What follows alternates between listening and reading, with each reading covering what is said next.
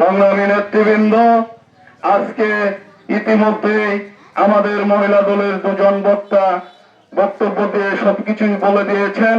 আমাদের আসলে বলার কিছু নাই। তবে আমি একটি কথাই বলতে চাই, আজকে যাকে ঘিরে, আজকে যে বিষয়টিকে ঘিরে আজকের এই আমাদের সমাবেশ, আপনাদের সবারই তো জানা আছে নাকি কি কারণে বসছি। আমরা গত 3 তারিখে ঢাকা থেকে আমাদের গুলশান পার্টি অফিস থেকে মির্জা ফখরুল ইসলাম আলমগীরের বিবৃতিতে একটা তথ্য বের হয়ে আসছে। আগামী দিনে জাতীয় সংসদ নির্বাচনকে কেন্দ্র করে সম্ভাব্য একটি প্রার্থীর তালিকা। এইখানে আমাদের প্রিয় নেতা, আমাদের ইসলামপুরের গর্ব, আমাদের প্রিয় নেতার বেশি যোগ্যতাটাই তার কাল হয়েছে। তার অনেকেই শত্রু রয়েছে। যে কোনো কারণে হোক, আমাদের কেন্দ্রীয় ভাবে একটু গ্যাপ রয়েছে, যে কারণে প্রাথমিক সম্ভাব্য তালিকায় তার নামটা আসে নাই। কিন্তু আমরা হতাশ না। আগামী দিনে আমরা চূড়ান্ত মনোনয়নের তালিকায় আমাদের জননেতা আব্দুল হালিম সাহেবকে আমরা দেখবো ইনশাআল্লাহ। আমরা আজকে যেটি এখানে আমরা আমার কোন নেতার বিষয়ে আসি নাই, আমরা ইসলামপুরের দাবি নিয়ে এসেছি। ইসলামপুরের দাবি একটাই, একজন সৎ এবং যোগ্য প্রার্থীকে আমরা আগামী দিনে আমাদের বিএনপি হাইকমান্ড যাতে নির্ধারণ করে দেয়, তাহলে আমাদের ইসলামপুরের অনেক উন্নয়ন করা সম্ভব।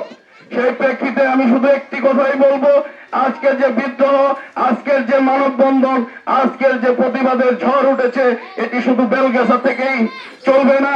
প্রত্যেকটি ইউনিয়ন থেকে আমরা যারা তৃণমূলের বিএনপি নেতা কর্মী আছি, আমরা প্রত্যেকেই এই সম্ভাব্য তালিকার বিরুদ্ধে বিদ্রোহ ঘোষণা করব এবং প্রত্যেক ইউনিয়নে আমরা এরকম সমাবেশ করব।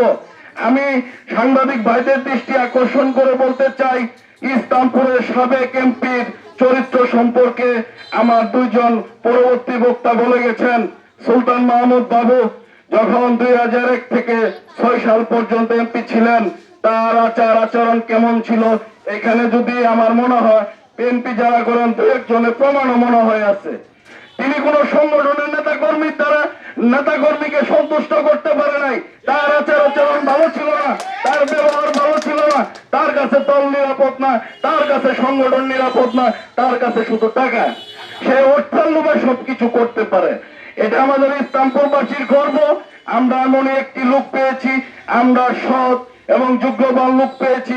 আগামী দিনে তার জন্য আমরা যদি একটু যার যার মতো করে কঠোর পরিশ্রম করতে পারি, তাহলে হয়তো বা আমাদের সবারই মনের আশা সফল হবে।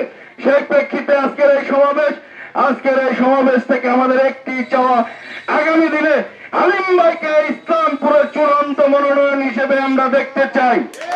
আপনারা কি বলেন? আপনারা দেখছেন INB24 জামালপুরের প্রতিচ্ছবি।